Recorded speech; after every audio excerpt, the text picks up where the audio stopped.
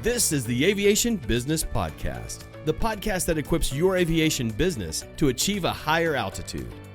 Now, here's your host, Tim Bonnell. Well, welcome to the Aviation Business Podcast. And I recently saw a quote by Beatle John Lennon who said, "Life is what happens when you are busy making others' plans." So much is talked about in regards to time management, life plans, all these things we've talked about many times over the course of the several years we've been doing the Aviation Business Podcast. And,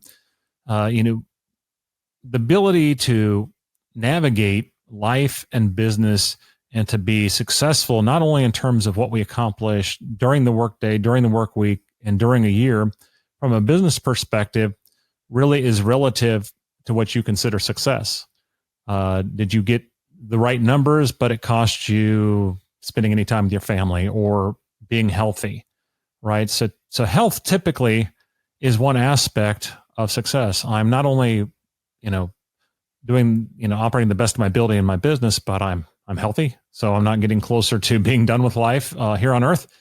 I'm able to have quality relationships, which affects the quality of my life. And because of those things, I'm the most effective in my business. And so in order to not be so busy carrying out other people's plans and not living life to our fullest, we have to have a strategic time system that we utilize in order to be at our best. And so that's what I want to talk about today, is not just, a time management, time blocking, some of the things we've done in the past, but having a time system mentally, a strategic one where we're intentional about what we do. And one of my favorite authors and speakers and coaches on this subject is Dan Sullivan, the founder and chief coach at Strategic Coach, who is the coach to many entrepreneurs. He said, it's the greatest freedom to be able to focus on one thing completely without feeling that you should be doing something else. So he talks about focus. That's a word that's come out a lot. And so Dan's come out with and shares in a number of his publications the entrepreneurial time system mindset.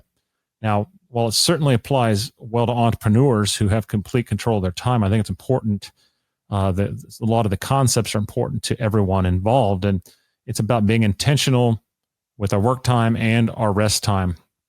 And so it's a combination, as Dan says, of productivity, preparation, productivity, and rejuvenation. And really, it's the rejuvenation that's the start. We operate out of our rest. Our creativity and our energy comes out of our rest. And so in order to have the energy to be at our best, we have to be strategic with that time. And so he has, kind of three different types of days as part of that entrepreneurial time system mindset. And we can kind of borrow and adapt for our various situations. But the rejuvenation comes out of the free days. He defines free days as a 24-hour, midnight to midnight day during which there are no work-related activities. And he says rejuvenating days are necessary precondition for periods of high productivity and creativity. In fact, he says in one of his books, to double your income, you have to double your free time, as counterintuitive as that may seem. So to double your income, you have to double your free time. The more time you have of rest and rejuvenation and time not thinking about the business, the more productive you'll be in your business with focus, with energy, with creativity. So we're leading our productivity out of rest and rejuvenation. A lot of us, that doesn't sound like rocket science. To a lot of us, that doesn't, it's not something profound, but it is something most of us struggle to execute. It's most of us something we execute. So we've got to think about, what is it we do? What are the hobbies, the activities, the time with our fans we do? And in addition to doing nothing, and where is it we do it that leads to the rejuvenation of our mind, body, and soul, right? Where is it? What are the things we do? And we want to think about what those things are and make sure that we're doing those things. So maybe a free day is just your 2 days of the weekend, right? Depending on your business, maybe you have 2 days of a weekend, actually taking them. I know there's successful people who work 7 days a week, but oftentimes then they are missing out on time with their family, with their close relationships. And that is not successful in the eyes of many people. Could be to some. We all have different values, and I'm not here to force mine on you, but I know many people actually do, when they look back on their career and life, said, I wish I wouldn't have spent so much time working. I wish I would have spent more time with my family, my spouse, partner, whatever that might be. No one looks back and says, I wish, there's a book, like the 5 wishes of the dying. No one ever said, I wish I spent more time working. So we can spend less time working and be more productive when we do by operating out of rejuvenation and taking free days. Then we talk about preparation, right? In order to have time to focus, or a focus day, we've got to have preparation. And Dan Sullivan calls that buffer days. Buffer days, they're dedicated to all the other activities of running a business: cleanups, delegations, putting new capabilities in place, addressing customer needs and requests. Buffer days, those happen every day. In fact, most days for most people are a buffer day. But in general, the idea is that buffer day, you're taking care of everything else in order to have a focus day. A focus day is, according to Dan, your day of productivity, which 80% or more of the working day is spent on the top 3 money-making or results-producing activities. So having a day where what you do is spend 80% or more of that day on your top 3 money-making or results-producing activities. That could be pouring into certain team members. That could be creating certain capabilities. That could be calling on or addressing your top customers or prospects and serving them in a new way. But you have to be intentional to have a focus day to do those highest level activities. So we need to make sure that we go in on the calendar and well in advance, not just the day before. Go in and before we start the month, the week, or even the year, schedule in what are going to be the free days. What are the free days I have to have? What are the focus days I have to have? And then the buffer days will fall in from there. Because if you do not schedule them, they won't happen, right? A lot of times our natural rhythms were off on the weekend, not for every business. But if you're someone who flies in your business, you have to go in and strategically have those free days scheduled. Otherwise, you will burn out. You won't be at your best. You won't grow your company. Then you have to have those buffer days. I'm flying. I've got to schedule flying. I've got to do receipts, flight planning, whatever it is. I got to do recurrent training. And then focus days. Here are the things I need to do to generate better results. Contacting customers, improving the safety management system, maintenance reviews, whatever that may be. We have to look at what is it we need to do that will generate more results for our organization with what we do. Money-making or results-producing activities. So the buffer days are preparation. They're taking care of business, addressing all those issues, delegating, creating new capabilities, answering customer needs, employee needs, whatever that may be, and then setting aside time to focus on those things that are going to get you and your business to achieve a higher level. So that's having a strategic time system.